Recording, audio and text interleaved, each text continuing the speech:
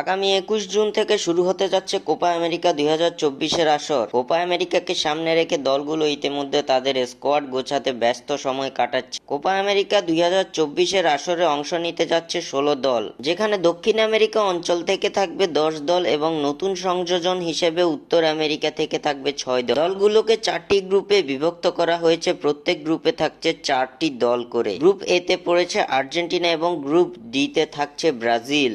Copa আমেরিকার আসরগুলো live দেখা নিয়ে বরাবরই বিপাকে পড়তে হয় এই অঞ্চলের ভক্ত সমর্থকদের। যুক্তরাষ্ট্রে এবারের কোপা আমেরিকা অনুষ্ঠিত হওয়ার কারণে সবগুলো ম্যাচই অনুষ্ঠিত হবে বাংলাদেশ সময়ে ভোররাত কিংবা সকালে। বিপাকে পড়তে হবে বাংলাদেশের ভক্ত সমর্থকদের।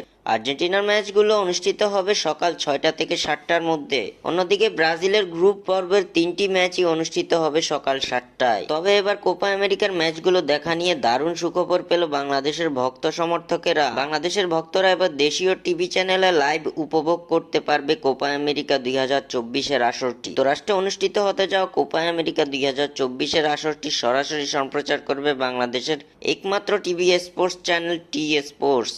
ভক্তরা ঘরে বসেই খুব সহজেই টি স্পোর্টসের মাধ্যমে লাইভ দেখতে পারবে কোপা আমেরিকার এবারের আসরটি।